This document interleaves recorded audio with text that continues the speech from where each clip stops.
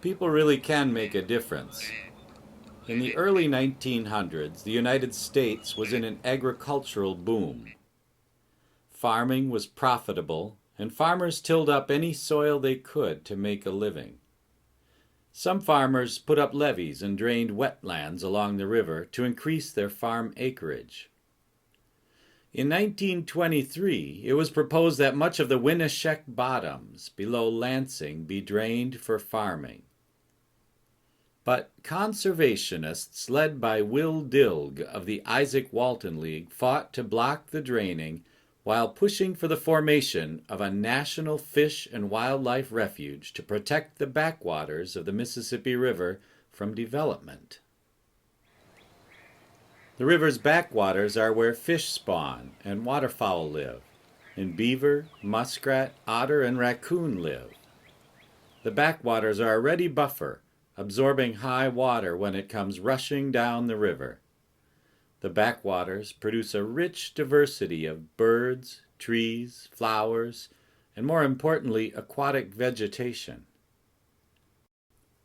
On June 7, 1924, President Calvin Coolidge signed the bill creating the Upper Mississippi River Wildlife and Fish Refuge and appropriated $1.5 million for purchasing land between Rock Island, Illinois, and Wabasha, Minnesota. Now, the amount of the initial appropriation and the size of the refuge and the direction to preserve fish, birds, and other wildlife were unprecedented in United States history. The refuge is now more than 233,000 acres, including marshes, wooded islands, and backwaters. This refuge is yours and mine, a national treasure to be used and protected. 3.7 million people visit the refuge annually for hunting, fishing, wildlife observation, and other recreation. The refuge is home to 306 species of birds, 51 species of mammals, 42 species of freshwater mussels, and 119 species of fish. Well, there's one less fish, as this osprey decides to have bluegill for supper on a branch right behind my house.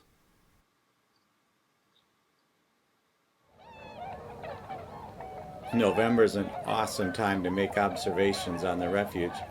These are Tundra Swans resting in the shallow water. And behind them is a group of puddle ducks. There's mallards and pintails. And you can tell they're puddle ducks because their tails go up in the air while their heads go down underwater to feed. Now behind them is a row of diver ducks. I see some golden eyes and some buffleheads, and their bodies will disappear completely under the water when they dive to feed. Beyond those species, we see a lot of bald eagles. This time of year, they are on the lookout for wounded or diseased ducks, which make for an easy meal. And there are some pelicans flying through just to complete the picture.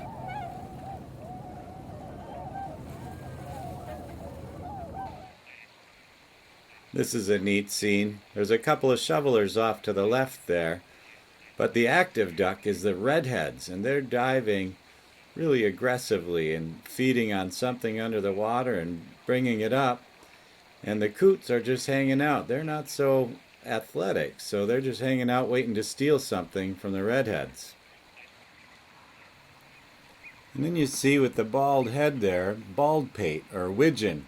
They're pretty much hanging out looking for a free meal too.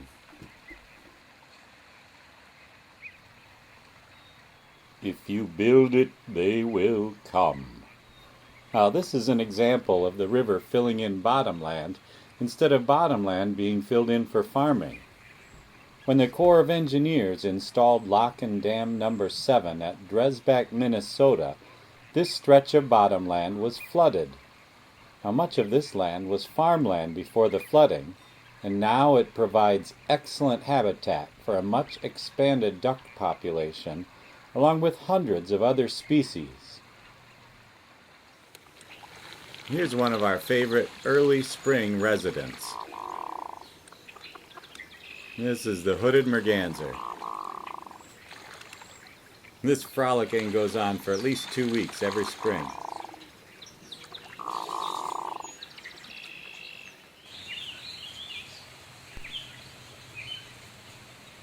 This hen Hooded Merganser is leading her ducklings out of the nest box.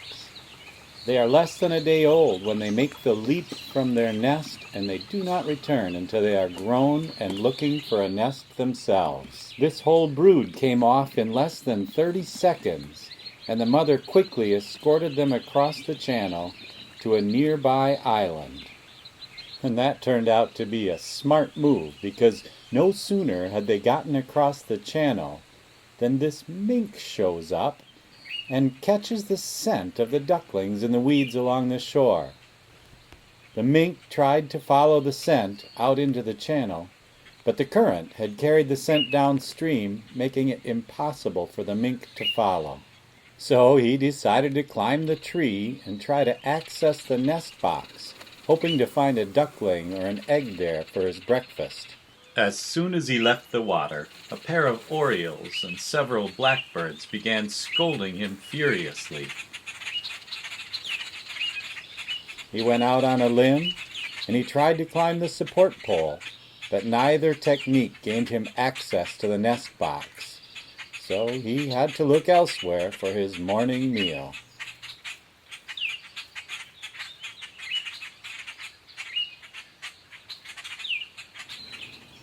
Hundreds of species of insects like these whirligig beetles make up an important link in a myriad of food chains that exist only because these important backwaters have been preserved and protected.